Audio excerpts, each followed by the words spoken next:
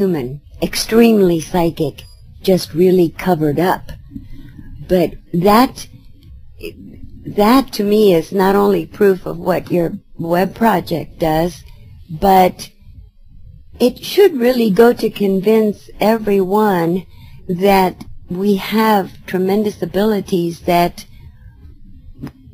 many people, most people, are unaware of, blind to, even though it happens daily. Yeah, that actually brings up an interesting thing that we're trying here. The guy who works with me and does server kind of stuff is not metaphysically bent the way that I am, and so he wanted to know, well, when you say universe speaks to you and this kind of stuff, what do you mean? And so I had to give him some examples, and I've devised a little experiment for him. It turns out that this year, 2009, our data for a number of years now had been saying was going to be a point of transformation. That is to say, we're all jumping off into the pool, both feet, no hesitation, no dipping of the toe. We're in it now. And in regards to that, there's this notion out and about called a sync wink, a synchronistic wink from universe. And kind of is a situation of where if you're paying attention, universe will come along and talk to you. And you can actually determine that universe is talking to you within the time, within the moment of it speaking, if you sort of pay attention. And I'll give you a couple of examples here in a second. But what I've done for Igor is to give him a little logbook, and he's going to maintain a logbook of sync winks this year. And I thought, I should do that too. I'm aware of universe talking to me, but this will heighten it within my awareness and raise it up in my consciousness, and maybe I'll be able to discern more. And as soon as I thought about that, okay, I'm going to do this, I went on down to do some dishes and make some coffee in preparation to coming up here and getting all caffeinated and spilling the beans about stuff.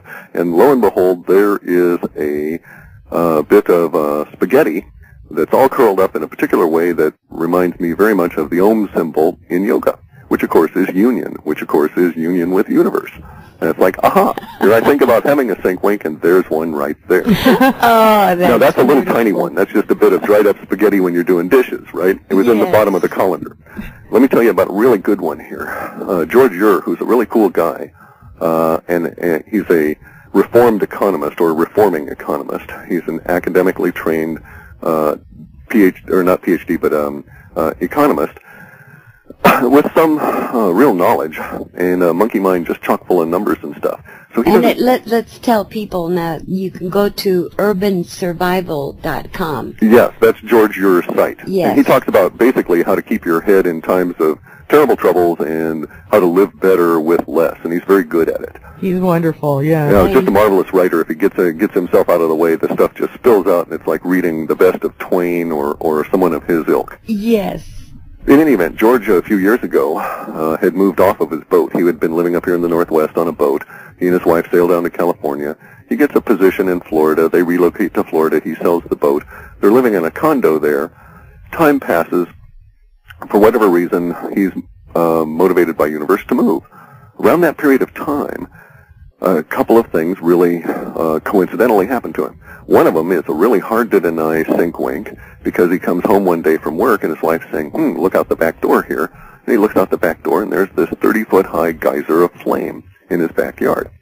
And it turns out that there had been a gas main that ruptured and somehow ignited, and it's right in George's backyard. I don't know how many feet away, you'll have to ask him, but this 30-foot-high geyser of flame.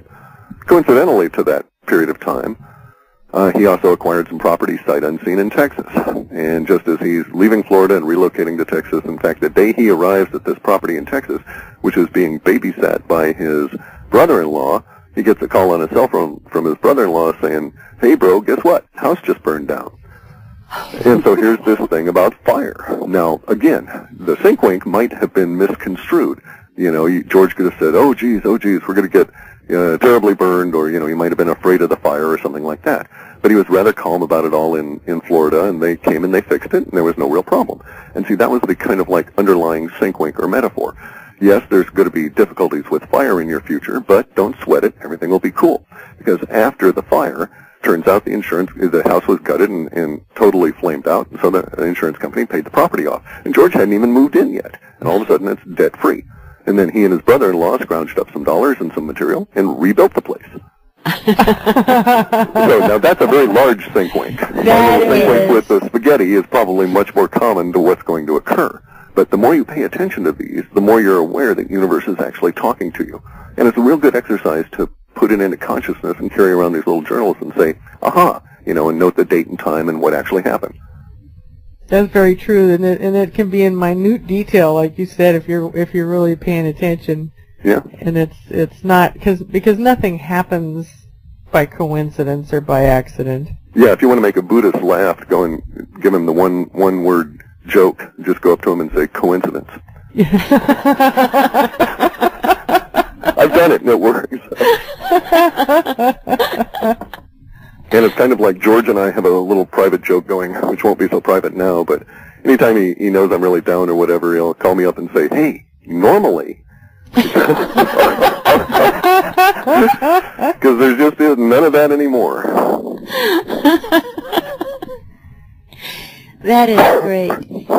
Well, Universe spoke to both of you because of meeting, and you just have a really cool friendship.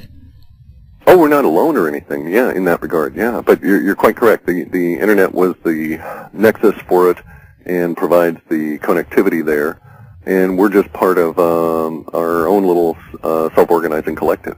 And I'm seeing them all over the place now, by the way, under various different kinds of names.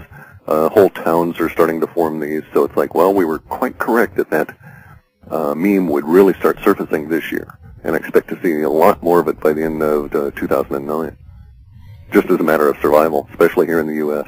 Times are going to get really tough. Part of our problem is that our data shows, this is one of the issues with George is he gets all whipped up and he calls me and says, oh, and it's like, oh, you know, Clif can't get excited about it because he lived this moment 6 months ago. And so I do have a tendency to get a little jaded, but I want to keep enough of the surprises of universe around. However, it looks as though the economic situation is going to can be broadly described as causing an issue with the power elite. And the power elite that we see from Obama on down are going to be faced with the fundamental problem of their path is currently attempting to prop up or sustain or resurrect, whichever way they want to view it, a system which is basically defunct. And until we actually get to the point where we admit it, we're like alcoholics and we're still trying to drink from that same punch bowl. None of that's going to be effective through this year. No matter how much they try and spend on infrastructure, no matter how much debt they try and create, you don't solve a debt problem with more debt. And we don't have any assets to sell. We don't have any ability to raise actual physical wealth in the form of calories anymore. We're at a very interesting point in our relationship as a species with our planet where we're consuming very near to the absolute edge of what we can in the biota on an annual basis. So we're going to have the whole thing, predicted famines, all kinds of strange weather which we know about, which is going to induce even further complications in food deliveries. We're going to have energy resource problems and the collapse of the dollar. And perhaps, as our data indicates, we're going to see a level of repudiation of the infrastructure debt by our actual government. Hopefully, they can do it in an orderly fashion and are simply not compelled to do it sometime this summer. So I don't know. You know, time may be mutable, and if we could go and talk to the government and say, okay, you idiots, here's your real situation. Somebody's got to fess up, go on TV and say, this is the way it really is, guys. We got to get straight about it and start actually speaking the truth about what's going to happen here and do these horrible, terrible things which will induce much suffering, but we either induce it or universe does. I don't see the politicians doing that, but basically that's really our only out at this stage. Yeah, when you say the government itself will repudiate, what facet of the government? The whole thing. See, here's the conundrum. It takes $2 billion a day, absolute bare minimum, of foreign purchases of our debt to sustain our lifestyle here in the U.S. The lifestyle basically supports the government.